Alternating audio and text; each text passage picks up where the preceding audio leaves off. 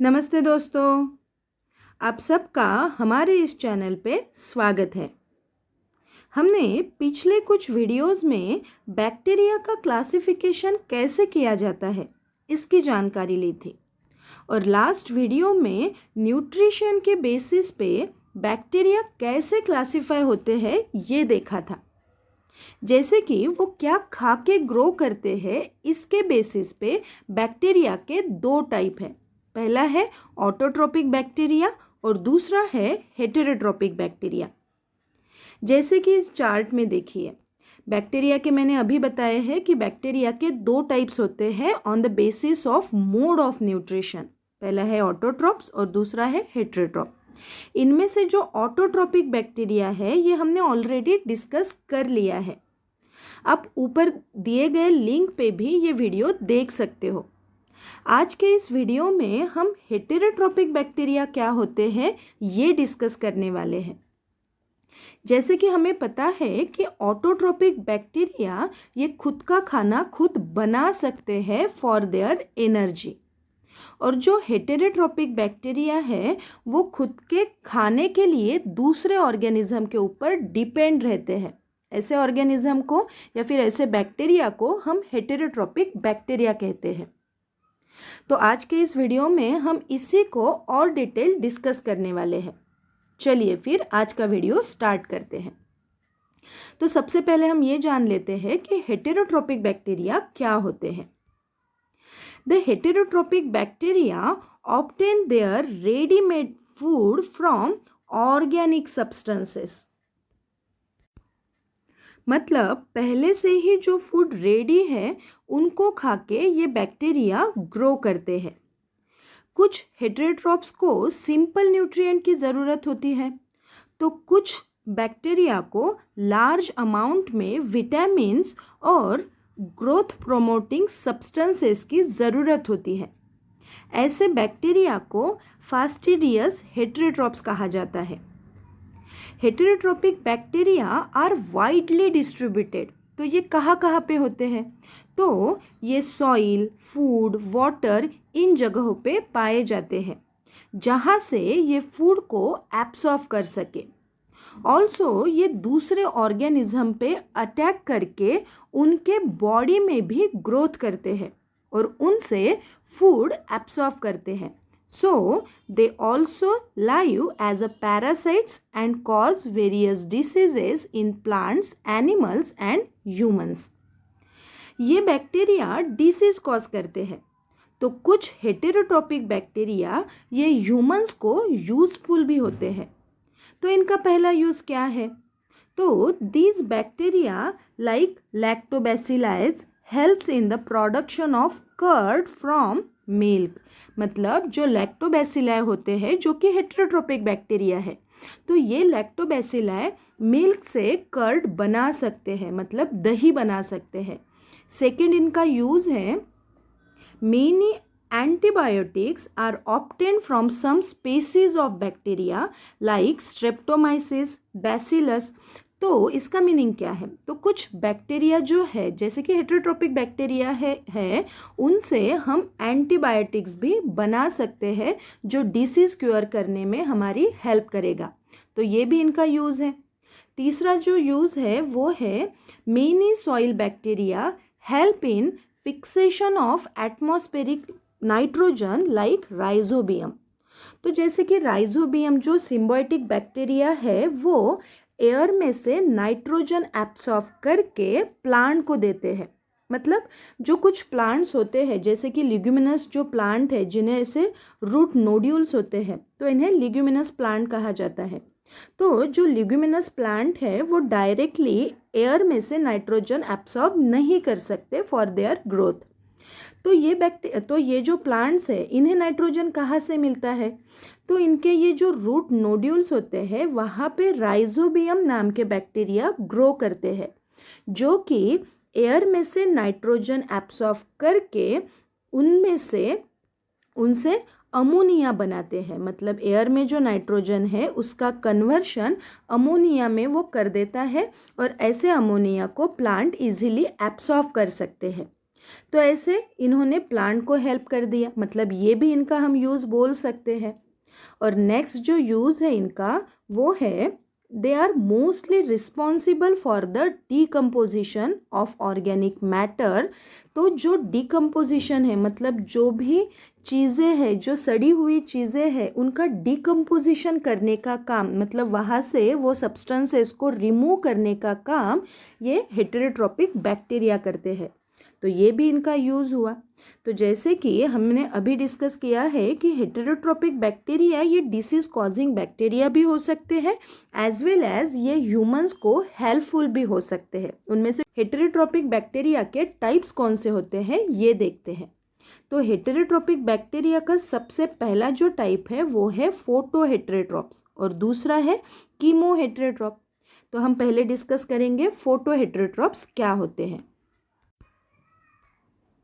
So, photoheterotrophs.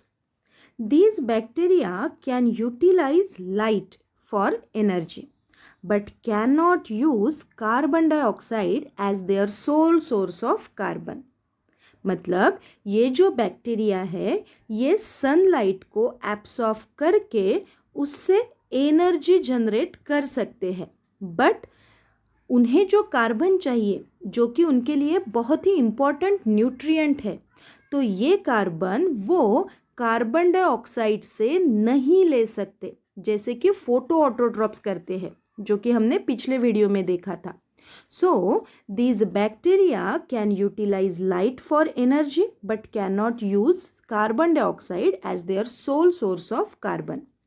तो ये carbon कहाँ से लेंगे? So they obtain energy from organic compounds to satisfy their carbon and electron requirement. तो ये ऑर्गेनिक कंपाउंड को एब्सॉर्ब करके उनसे कार्बन ऑब्टेन कर सकते हैं। इन बैक्टीरिया में बैक्टीरियोक्लोरोफिल पिगमेंट होता है और इन बैक्टीरिया के कुछ एग्जाम्पल्स मैंने यहाँ पे दिए हैं, जो कि है रोडोस्पाइरिलम, रोडोमाइक्रोबियम, रोडोसुडोमोनास। तो ये कुछ फोटोहेटेरोट्रॉप्स के एग्जाम्पल हैं। तो फोटोहेटेरोट्रॉप ये जो हेटेरोट्रोपिक बैक्टीरिया का पहला जो टाइप है ये हमने डिस्कस कर लिया है। अभी जो दूसरा टाइप है जो कि है कीमोहेटेरोट्रॉप, इन्हें डिस्कस करेंगे। Chemoheterotrophs obtain both carbon and energy from organic compounds such as carbohydrates, lipids and protein. मतलब ये जो कीमोहेटेरोट्रोपिक बैक्टीरिया है ये ऑर्गेनिक कंपाउंड से खुद के लिए एनर्जी ऑब्टेन कर सकते हैं, मतलब ये डायरेक्टली फूड नहीं बनाएंगे, वो किसी और के ऊपर डिपेंड रहेंगे।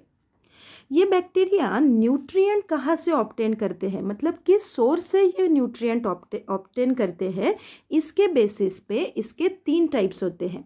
पहला है सैप्रोफिटिक बैक्टीरिया, दूसरा है पैरासिटिक बैक्टीरिया और तीसरा है सिम्बायोटिक बैक्टीरिया। तो चलिए अभी इन 3 बैक्टीरिया को हम डिस्कस करेंगे।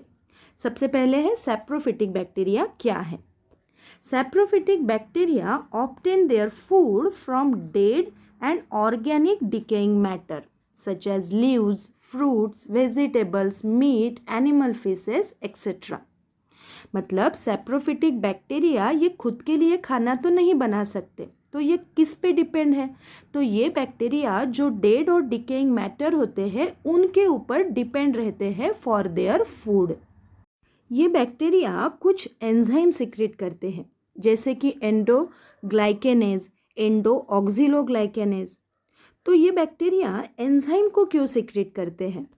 तो जो कॉम्प्लेक्स सब्सटेंसेस है उनका कन्वर्शन सिंपल सब्सटेंस में करने के लिए ये एंजाइम उनकी हेल्प करते हैं। तो जो dead and decaying organic substances है उनसे इन्हें जो कार्बन और प्रोटीन मिलते हैं उसे एंजाइम के हेल्प से ब्रेक करके सिंपल सब्सटेंस में कन्वर्ट किया जाता है ताकि ये बैक्टीरिया उसे इजीली एब्सॉर्ब कर सके। तो इसीलिए ये बैक्टीरिया कुछ एंजाइम को रिलीज करेंगे ताकि कार्बोहाइड्रेट और प्रोटीन जैसे जो सब्सटेंसेस है उनका ब्रेक डाउन करके सिंपल फॉर्म में उसे बना के उसको इजीली एब्सॉर्ब कर सके। ठीक है, अब सैप्रोफिटिक बैक्टीरिया के कुछ एग्जाम्पल्स हैं। जैसे कि एसिटोबैक्टर, बैसिलस रेमोसस एक्सेट्रा। तो ये सैप्रोफिटिक बैक्टीरिया के एग्जाम्पल हुए।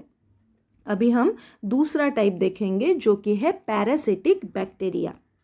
These bacteria obtain their nutrient from the tissues of the host on which they grow। मतलब ये बैक्टीरिया किसी और ऑर्गेनिज्म के अंदर जाके उनके टिश्यूज पे ग्रो करेंगे। मतलब होस्ट ऑर्गेनिज्म में ये पैरासिटिक बैक्टीरिया ग्रो करते हैं फॉर देयर एनर्जी या फिर for their food. They may be harmless और मे कॉजेज सीरियस डिसीज। मतलब ये हार्मफुल भी हो सकते हैं या फिर ये कुछ डिसीजेस भी कॉज कर सकते हैं। Parasitic bacteria which cause various diseases in plants and animals are known as pathogens. तो जो एनिमल या प्लांट को हार्म पहुंचाएंगे, उन्हें डिसीज करेंगे, उन्हें हम पैथोजन भी कहेंगे। सो पैरासिटिक बैक्टीरिया को पैथोजेंस भी कहा जाता है। जैसे कि पैरासिटिक बैक्टीरिया के एग्जाम्पल मैंने यहाँ पे दिए हैं, जो कि है bacillus typhosus, bacillus tuberculosis, bacillus pneumoniasis etcetera. तो ये कुछ पैरासिटिक बैक्टीरिया के एग्जाम्पल हुए। थर्ड जो टाइप है वो है symbiotic bacteria. Symbiotic bacteria live in close association with other organism as symbionts. They are benefit to the organism. अब सिम्बायोटिक बैक्टीरिया क्या है? अब सिम्बायोटिक बैक्टीरिया मतलब ऐसे बैक्टीरिया जो किसी और ऑर्गेनिज्म के ऊपर डिपेंड रहेंगे बट वो उस ऑर्गेनिज्म को हार्म नहीं पहुंचाएंगे। तो ऐसे बैक्टीरिया को या फिर ऐसे एसोसिएशन को हम सिम्बायोटिक एसोसिएशन कहेंगे। मतलब इस डायग्राम में देखिए, ये है एक प्लांट। जैसे कि मैंने इन बैक्टीरिया का यूज़ बताया था कि क्या यूज़ है। तो जैसे कि कुछ लेग्यूमिनस प्लांट है, उनके वहाँ रूट नोड्यूल्स रहेंगे। रूट नोड्यूल्स में राइजोबियम नाम के बैक्टीरिया रहते हैं। वो बैक्टीरिया इन प्लांट को नाइट्रोजन एब्सॉर्ब करके देंगे और ये प्लांट उन्हें न्यूट्रिएंट प्रोवाइड करेंगे।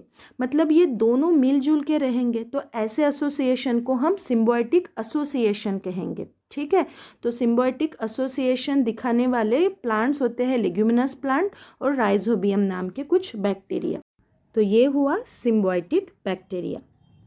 तो आज हमने क्या क्या डिस्कस किया है? बैक्टीरिया के दो टाइप्स होते हैं on the basis of mode of nutrition. पहला है ऑटोट्रोपिक बैक्टीरिया और दूसरा है हेटेरोट्रोपिक बैक्टीरिया। हेटेरोट्रोपिक बैक्टीरिया के फिर से दो टाइप होते हैं, फोटो हेटेरोट्रोप्स और दूसरा है कीमो हेटेरोट्रोप। कीमो हेटेरोट्रोप बैक्टीरिया मतलब ऐसे कि जो खुद का खाना नहीं बना सकते हैं, जो कि ऑर्गेनिक मैटर पे डिपेंड रहेंगे और कौन से सोर्स से वो फूड एब्सॉर्ब करेंगे उनके बेसिस पे इनसे फिर से तीन टाइप देखे हमने। पहला जो है वो है सैप्रोफिटिक बैक्टीरिया, दूसरा था पैरासिटिक बैक्टीरिया और तीसरा था सिम्बायोटिक बैक्टीरिया। सिम्बायोटिक बैक्टीरिया ऐसे बैक्टीरिया जो हार्म नहीं पहुंचाएंगे बट दोनों ऑर्गेनिज्म मिलजुल के ग्रो करेंगे। ऐसे बैक्टीरिया को हमने सिम्बायोटिक बैक्टीरिया कहा था। तो आज का टॉपिक हमारा यही तक था। अगर ये टॉपिक आप लोगों को समझ में आया है तो इस वीडियो को लाइक ज़रूर कीजिएगा और इस वीडियो को शेयर ज़रूर कीजिएगा। Thank you.